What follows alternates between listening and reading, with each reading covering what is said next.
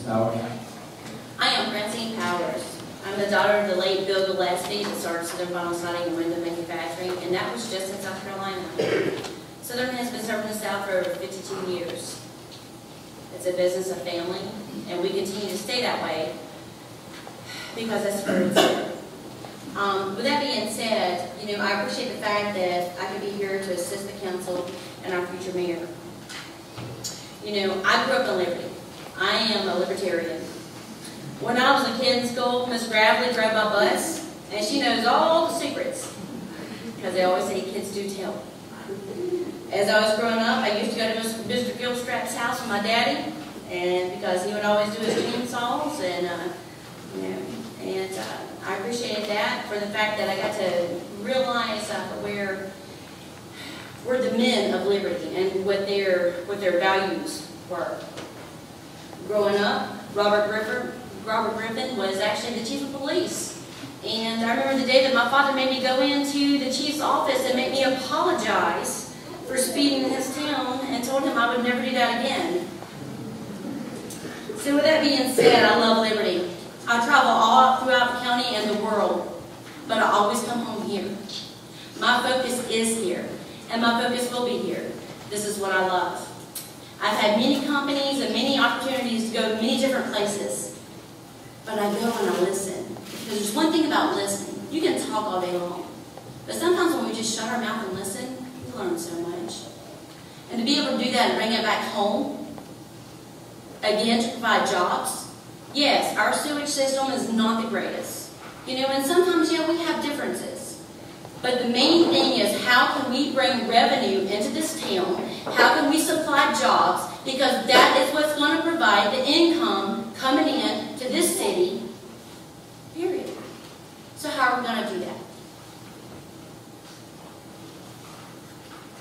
We have a beautiful town. Not only do we have a beautiful town, but it's like I stated before, it's the best kept secret.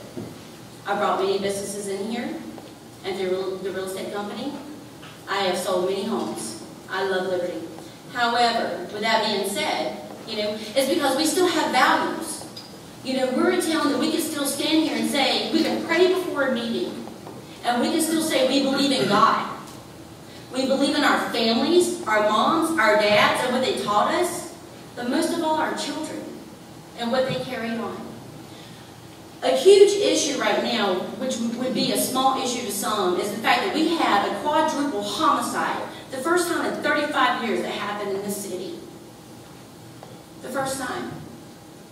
But what was so amazing is Kelly Gillen, she called me, she goes, what do I do? She goes, this is a family, and we all work at the plant, and everybody in this room has some connection to someone in that family. I said, call Michael. Call Michael and see how to do it. Because maybe Sue, she called me. So guess what? Well, they're going to actually have a visual tomorrow night at the stadium. How many towns do that? They don't. It's free. They don't.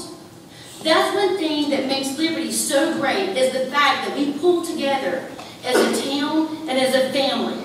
We pull together, we respect our values, the way we were raised. I don't care what age you are or the generation you are, we believe in our parents and the way that they taught us. And because we believe in that, that's why we're having a visual tomorrow night. Everybody here on this panel right now can do an awesome job. My component does an awesome job. But the main thing about it is liberty. Keeping liberty as beautiful as what it is. Keeping our values the way they are. Somebody asked me the other day, Francine, at what point do you believe that liberty will be too big? I said, you know what? People, liberty will know that. And at that point, we will know that.